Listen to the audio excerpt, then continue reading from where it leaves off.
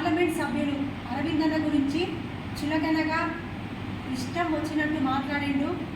ఆ వాక్యాలను ఖండిస్తూ మేము ఈ ప్రెస్ మీట్ను పెడుతున్నాము.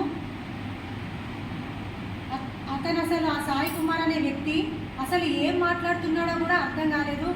బహుశా ఆయన తాగి మాట్లాడుతున్నట్టున్నాడు. అందుకే ఎవరి కోసం మాట్లాడుతున్నాడో అర్థం కాక మాట్లాడిండు.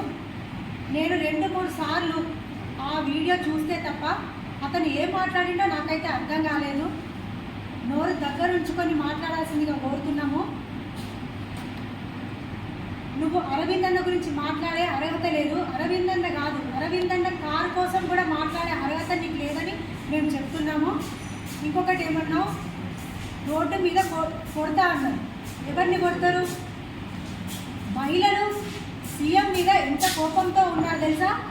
ఒక్కసారి మీకు ఒక వీడియో చూస్తా, అప్పుడు మహిళలు ఎవరిని కొడుతున్నారో మీకు అర్థమవుతుంది.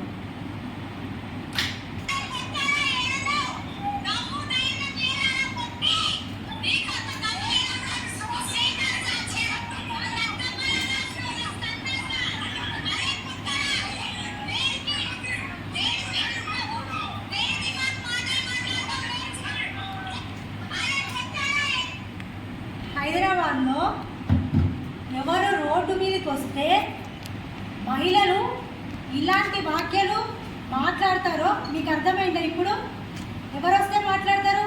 సీఎం రేవంత్ రెడ్డి గారు రోడ్డు మీదకి వస్తే తిట్టడం కాదు, కొట్టేటట్టున్నారు మహిళలు. ఇంకొక మాట ఏదో అన్నారు, నాయన పేరు చెప్పుకొని రాజకీయాల్లోకి వచ్చిందని.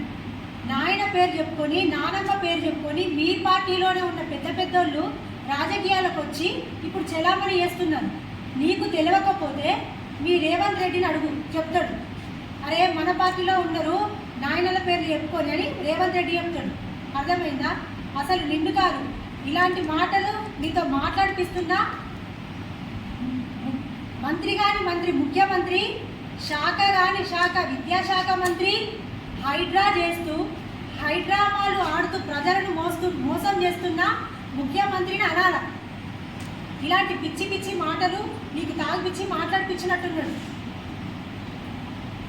ఎస్, పార్లమెంటు సభ్యులు ఎంపీ అరవిందన్న గారు కాబట్టే ప్రజల బాగోగులు తెలుసుకొని మహిళలు, విద్యార్థులు, తెలంగాణ ప్రజల సమస్యలు తెలుసుకొని రేవంత్ రెడ్డి గారు ఎలా పరిపాలిస్తున్నారో చూసి ఆ పరిపాలనకు ప్రజలు మోసపోవద్దనే రేవంత్ రెడ్డి మీద మాట్లాడుతుంటే మీరు మీ ఇష్టం వచ్చినట్టు మాట్లాడుతున్నారు.